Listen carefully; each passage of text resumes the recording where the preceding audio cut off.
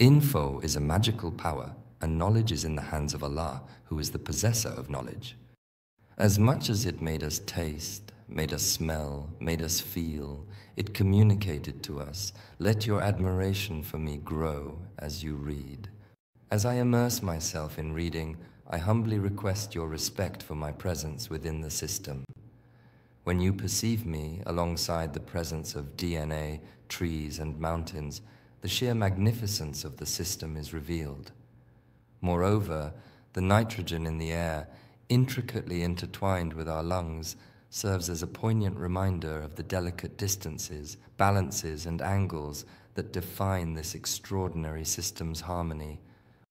We discovered a world thing, we wrote everything TikTok, everything is in place. We are passing it on to the next generation. The system is still working wonders based on our reading. We're partially breaking it, but we're closely connected with the current system. When we focus on the awareness of the Almighty, His immense power, and our awareness of His power, it leads to a positive outcome.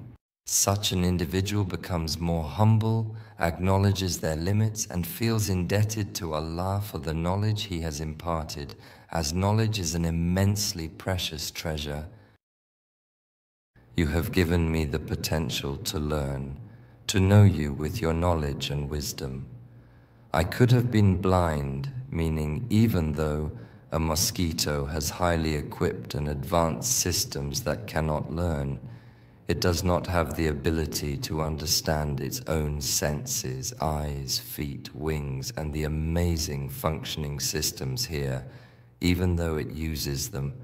In other words, it cannot make readings about its existence and cannot reach an awareness from here. It cannot compile and transfer this information somewhere. There is no such thing in between, just like in lizards. Robots cannot reflect their own systems, they cannot reflect their surroundings. We possess a mirror capable of reading. The most compelling evidence that humans are living beings who read is the presence of schools, madrasas, universities, and research institutions. We're always researching and immediately putting it on paper, but most of humanity, as I said, undoubtedly, mankind often transgresses due to their perception of self-sufficiency. They fail to recognize their dependence on their Lord. It is crucial to remember that the ultimate return and accountability lies with Him, as He is the ultimate authority and source of guidance.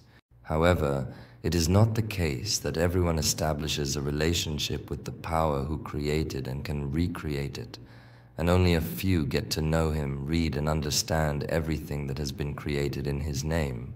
Thus, our existence awareness is something connected to the nature of the human journey.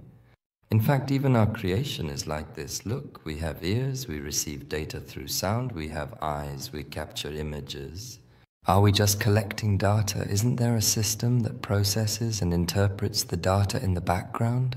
We have hearts. Our hearts give meaning to the data.